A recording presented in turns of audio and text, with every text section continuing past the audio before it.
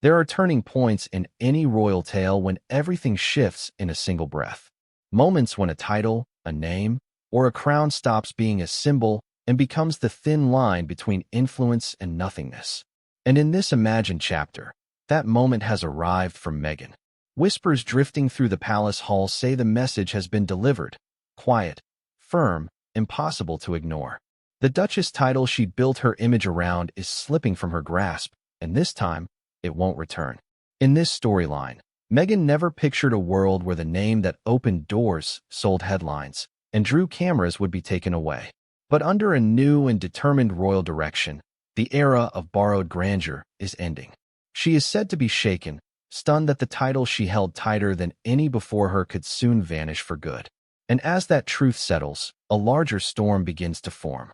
Because this decision isn't just about her. It is part of a sweeping royal purge led by the one man she cannot sway, charm, or redirect. His name, Prince William. And this is where the story begins. William has stepped into a role no heir has embraced in generations. In this narrative, insiders claim he has initiated the process to remove royal titles from those who brought turmoil to the crown. At the top of that list, Harry and Meghan. William views this move not as retaliation, but as preservation. The monarchy, already scarred by drama and division, cannot survive if its titles are turned into tools, brands, or leverage. This imagined royal order is not symbolic. It carries paperwork, signatures, and consequences. In this scenario, Harry would no longer be a prince, duke, or earl. He would simply become Henry Charles Albert David Mountbatten Windsor. Meghan, without the prestige she once embraced, would be known only as Mrs. Mountbatten Windsor, a name that removes the public persona she crafted for years. For her, this is the nightmare she feared more than criticism, failed ventures, or fading spotlight. Without the title, she is no longer royal. Without the title, she is no longer exceptional. And for the palace, that is entirely the point. According to those close to William in this fictional arc, he believes the monarchy must be cleaned, restored, and rebuilt. And that cannot happen while those who rejected the institution still profit from its name. His resolve comes with a startling edge. He is prepared to see even his own family reshaped to protect the crown. Sources in this story say he has accepted that his younger children, Princess Charlotte and Prince Louis, may one day live without titles unless they choose to serve as working royals. This isn't rage. This is strategy. In this storyline, William believes a title must be earned, guarded, and respected, not traded, marketed, or used as a shortcut to celebrity. And that belief exposes the real fracture between the brothers. Harry clung to titles while turning away from duty.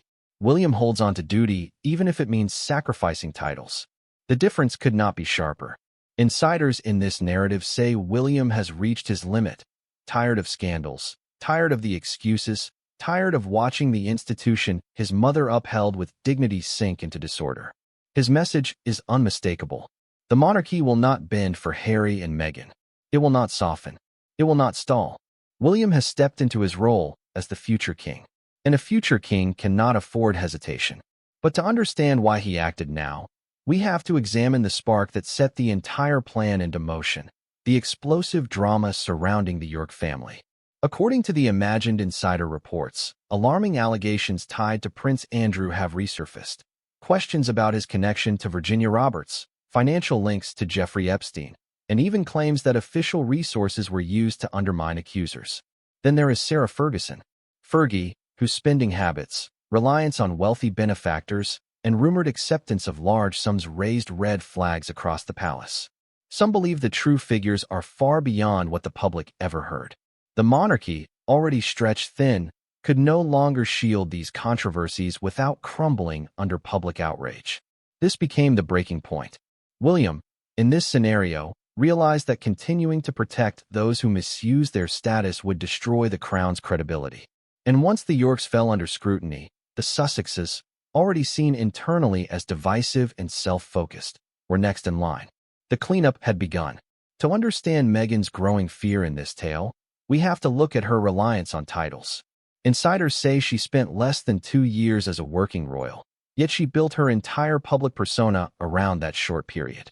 The same stories, the same grievances, the same narratives repeated again and again, because without the royal angle, there was nothing left to spotlight.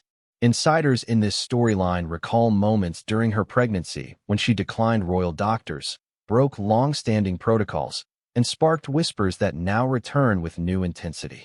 Whispers about secrecy, scans, and details that never quite aligned.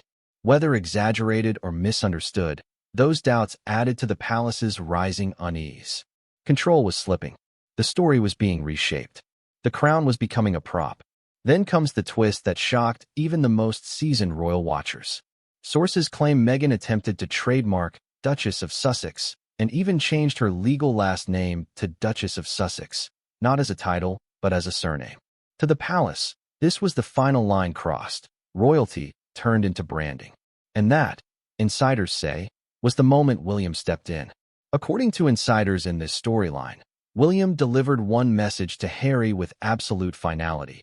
Nothing that belonged to their mother, not her jewelry, not her symbols, not her memory, was ever to be linked to Meghan again. Word drifting through royal circles says Meghan quietly stopped wearing the watch she once claimed came from Diana after that moment. To Meghan, this wasn't just a request. It was a warning, a reminder that she was never Diana, never royal by birth, and that the title she held onto so tightly could disappear with a single announcement. While Meghan wrestled with the fear of losing her Duchess identity, Harry faced a different dread, the terror of becoming ordinary. Sources in this imagined palace narrative say that once the titles are removed, Harry will no longer be Prince Harry, no longer the Duke of Sussex, no longer the Earl of Dumbarton. His name would return to what it was long before titles defined him: Henry Charles Albert David Mountbatten Windsor. To most people, a name is simply a name. But for Harry, this is the unraveling of everything he has ever known. He was born a prince, raised as a prince, treated as a prince. Even in rebellion, the title was his armor, his explanation, his privilege, his escape route.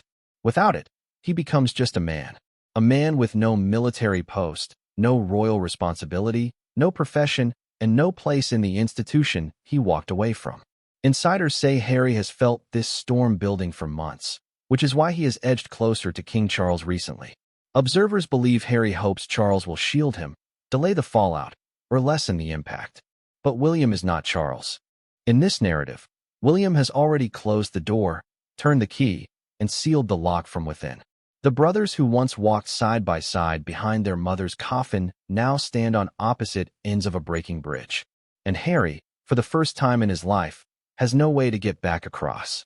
If losing her own title shook Meghan, the idea of losing her children's shattered her completely. Sources claim Meghan shaped her future around the belief that Archie and Lilibet would grow up as a prince and princess, symbols of prestige, legacy, and status. She imagined their names opening doors, commanding respect, securing a future she could never create on her own. But insiders say William's reforms stretch far beyond the Sussexes themselves. Archie, in this storyline, would no longer be a prince. Lilibet would no longer be a princess. Their identities would shift to those of ordinary children with ordinary parents, living outside the royal structure, outside the lineage, and outside the machinery of succession. Royal watchers whisper that Meghan took this as a personal erasure, not only of her children, but of her own reflection. Without royal children, she is not a royal mother. Without a royal family behind her, she becomes just another celebrity spouse. And the palace, according to those same sources, understands that this is her deepest, most consuming fear. Meanwhile, the contrast grows sharper. William's own children, in this storyline, are expected to flourish with or without royal titles. Insiders say Charlotte and Louis will grow up grounded, confident, and steady, because William believes identity is built on character, not rank. For Meghan, identity has always been tied to status, and without that status, she finds herself with nothing solid beneath her feet. There are moments in history that arrive quietly, not with fanfare, but with the soft click of a door closing. And according to palace insiders in this narrative, that moment has now arrived. Prince William stands as the force reshaping the monarchy's future, cutting away what has weakened it so the crown can endure. The York scandals revealed the cracks. Parliament's pressure intensified the urgency. Meghan's fixation on titles ignited the spark. Harry's departure fanned the fire. And now the titles that once defined them drift away like smoke from a candle losing its flame.